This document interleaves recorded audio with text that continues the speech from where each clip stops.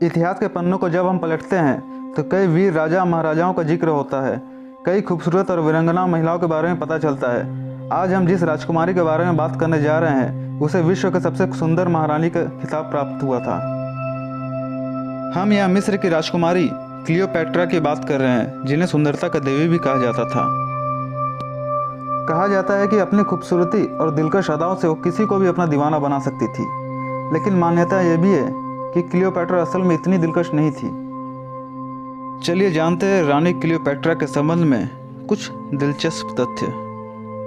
Cleopatra को 5 भाषाओं का ज्ञान था और वो एक चतुर नेता थी। यही कारण था कि वह बहुत ही जल्द किसी से भी जुड़कर उसे सारे राज जान लेती थी और इसी के चलते उनके सैकड़ों पुरुषों से संबंध था।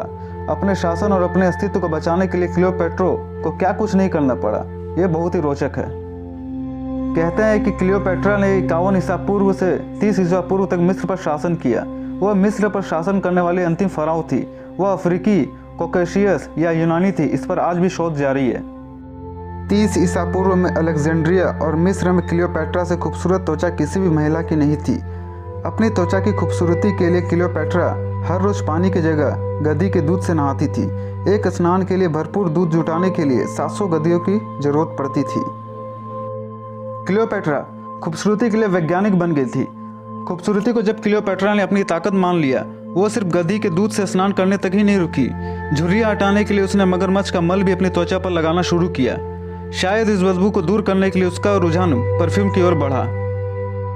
उसने अपनी खुद की एक परफ्यूम फैक्ट्री बनवाई, जहां हजारों की तादाद पर फूल, पत्तियां, बीज और जड़ें लाई जाती थी। इन्हें एक हफ्ते तक गर्म पानी में भिगो कर रखा जाता था, फिर कपड़े से छानकर इनमें से खुशबूदार तेल निकालते थे।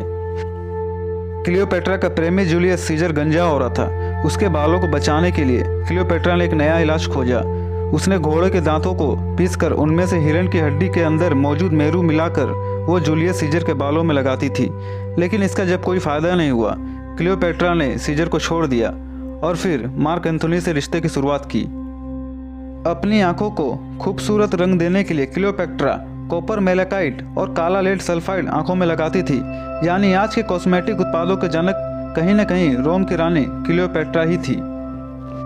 एक बार युद्ध के दौरान एंथोनी को यह बताया गया कि क्लियोपैट्रा अब नहीं रही, जबकि यह सच नहीं था। इस बात को सुनते ही एंथोनी सदमे में आ गया और अपने ही तलवार पर गिरकर मर गया। सीजर के बाद ऑक्टावियन ने रोम की गद्दी संभाली।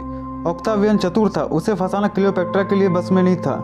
ऐसा कहा जाता है कि ऑक्टावियन ने किसी डंक वाले जानवर से क्लियोपैट्रा की हत्या करवा दी।